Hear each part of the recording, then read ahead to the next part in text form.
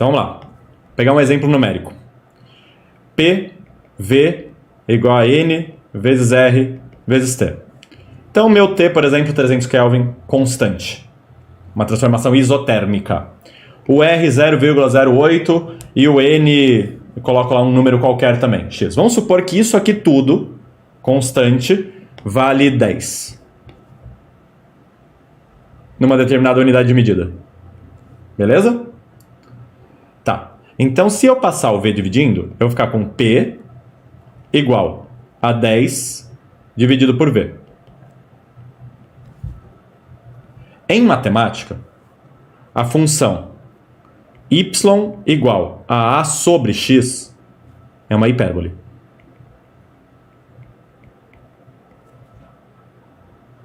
Essa hipérbole, ela tem esse formato aqui. Se eu colocar, nesse caso, a pressão igual a... o volume igual a 2, eu vou ter a pressão igual a 5.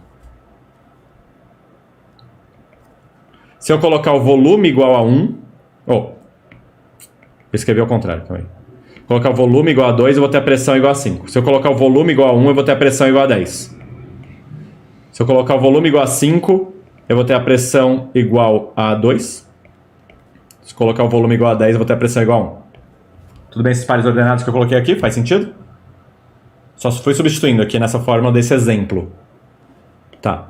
Se eu fosse desenhar isso aí tudo,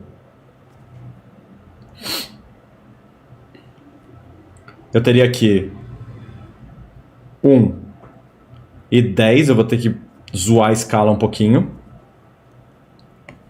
1, 2, 3, 4, 5, 6. Tá.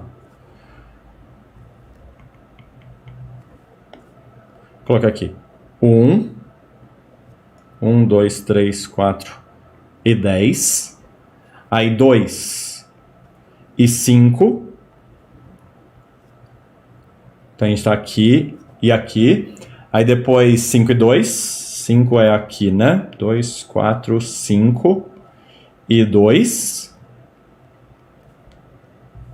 E depois 10, que vai ser aqui, e 1. Olha o gráfico.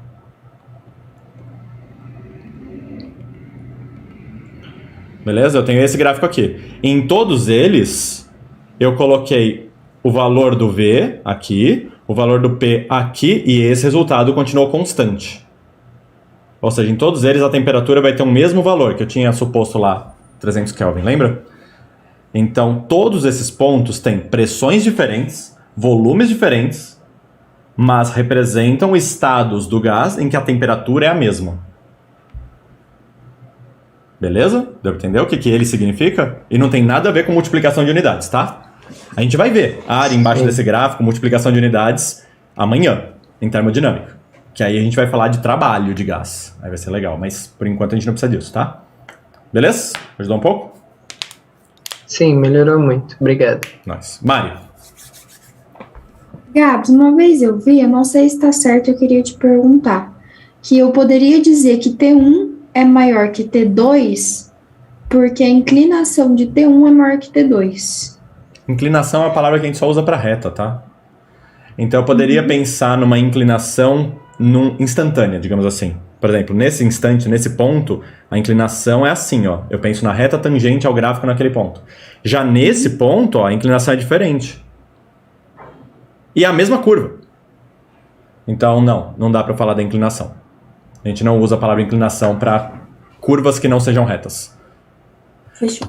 Parece redundante eu falar curvas que não sejam retas, mas acho que eu comentei para vocês já uma vez que matemático chama qualquer gráfico de curva, né? Inclusive retas. Tá bom.